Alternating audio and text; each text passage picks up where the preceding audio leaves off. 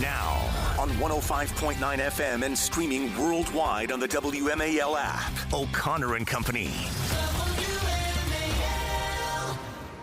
Fired up here for our fourth hour. If you missed any of this important show this Monday morning, please download the podcast so you can get up to speed.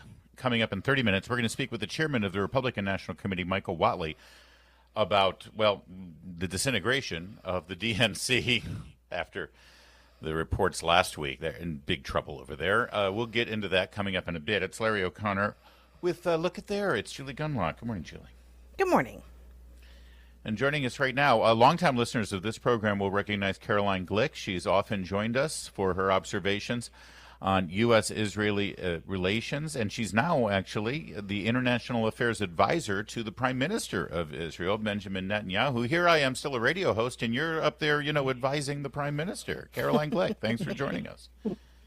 Thanks so much for having me back on your program in my new hat.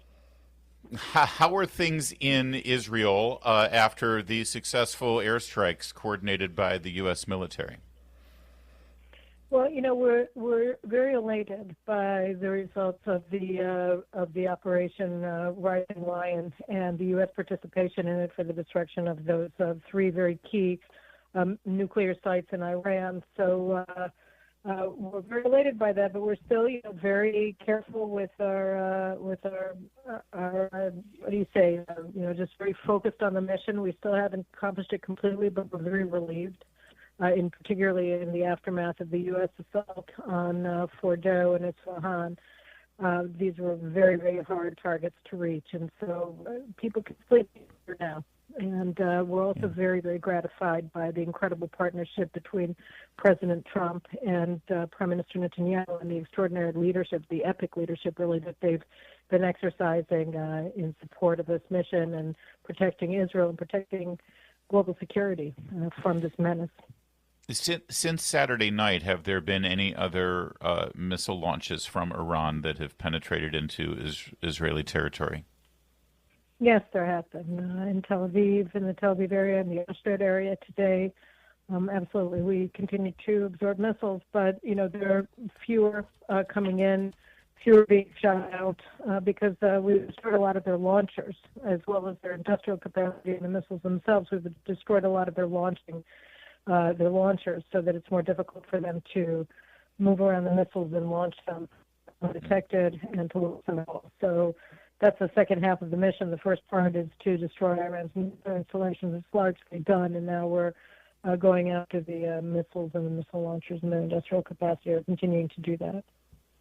Caroline, I'm wondering if you can speak to this sort of situation I'm seeing on X, a lot of people wondering if there are sleeper cells in the United States, also in Israel, and all over the world, and if Iran will retaliate by sort of asking these sleeper cells to activate.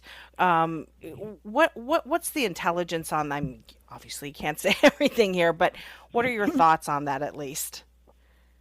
I mean, I've been following the issue from outside as a journalist for 25 years before I joined Prime Minister Netanyahu earlier this year, and part of that has been the terror cells that the Iranians have placed all over the world, in Europe, in Latin America, and in the United States itself. And we saw them in action. They tried to kill President Trump. They tried to kill the former Secretary of State, former National Security Advisor, Iran envoy. They tried to kill and kidnap dissidents from the regime in Brooklyn.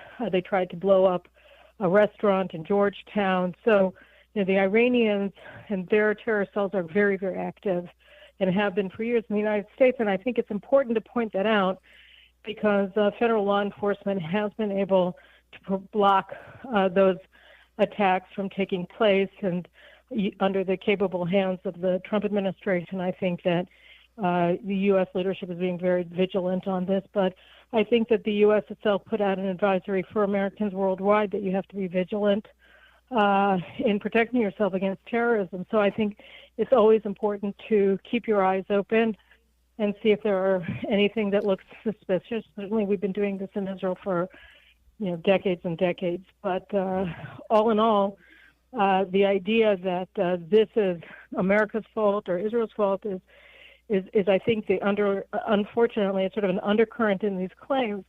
And I think what it really points to is just how evil this regime is, how satanic this regime that has been calling America the great Satan and Israel the little Satan for the past 46 years really is, and how dangerous it is, and how important and critical it was for global security for America, for Israel, for the Middle East, for Europe, to prevent Iran from acquiring nuclear weapons, given the way that it acts without them. We're speaking with Caroline Glick. She's the International Affairs Advisor to Prime Minister Benjamin Netanyahu of Israel.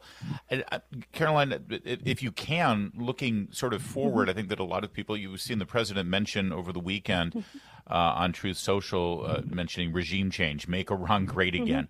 From the perspective of Israel, what does that look like exactly? If you can even imagine such a time where this regime falls and something replaces it, that can you even hope that they have some kind of normalized relations? Could we see an Abraham Accord type agreement with a new regime in Iran? The Cyrus Accords, absolutely. King Cyrus, he liberated the Jews from exile 2,500 years ago, and the Jewish people and the Iranian people were good friends and allies before the Islamic Revolution. And we still have very deep ties, cultural ties, civilizational ties with the Iranian people. I think what it would look like is what we've seen repeatedly since 1979 is you've seen hundreds of thousands, millions of Iranians taking to the streets and trying to overthrow the regime, but they never received international support, and the regime was always ended up being stronger. They could oppress and murder too many of the people trying to fight for their freedom to make it succeed. And I think that what President Trump was signaling was the United States would not turn its back on the Iranian people if they stand up now when the regime is at its weakest point ever. The Iranian people hate the regime. Repeated surveys of domestic political positions in Iran show upwards of 80% of Iranians seek the overthrow of the regime. So if they have a weak regime and they're relatively stronger, then the calculation changes. It's not about getting foreign boots on the ground, not Israeli, not American, not anybody. It's letting the Iranians stand up for themselves, as they've been trying to do really since the early 80s. Caroline Glick, we've just moments ago gotten a security alert for United States personnel at the embassy in Qatar, ordering all Americans to shelter in place. Based on what they're describing as rising tensions with Iran. Is Qatar, are they a reliable partner in peace here? The U.S. has a giant military base there. They had been instrumental during the war in Iraq, but what is the Israel government's perspective on Qatar at this point? Well, we have very substantive problems with Qatar. They control Al Jazeera. And Al Jazeera journalists are just doubling as Hamas terror commanders, not just line terrorists, but actually commanding different aspects of Hamas's terror army and posing as journalists at the same time. So a lot of the reports you've seen of journalists killed in the war in Gaza have been lies. They've been working for Al Jazeera while attacking Israel militarily from Hamas's army. So it's all one of a piece. And Qatar, of course, is a state sponsor of Hamas.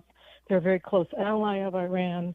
So, yeah, and on the other hand, you have all of these U.S. university campuses in University City in Doha, and you have the big air base in Qatar that the U.S. military uses. So it's a mixed bag, which is why there's always a question of whether they're the pyromaniac and then the fireman, or whether they play a better role or a lesser role. And so it's a problem with Qatar. They're a problematic country for Israel. In the meantime, I'm thinking the people of Israel feel a little bit safer today than they did Saturday afternoon. So much safer. So much safer.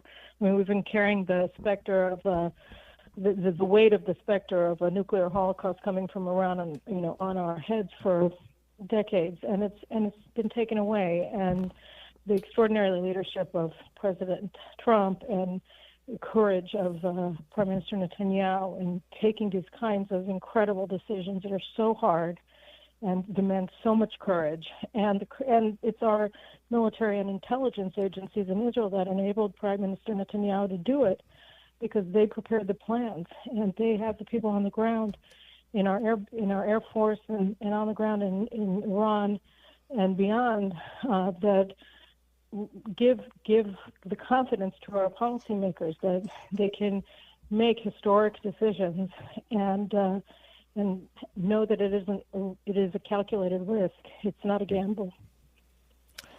Caroline Glick, we got to leave it there. Thank you so much for joining us. Always great to talk with you. Thank you. God bless you guys. Thank you. Be safe. Back at you.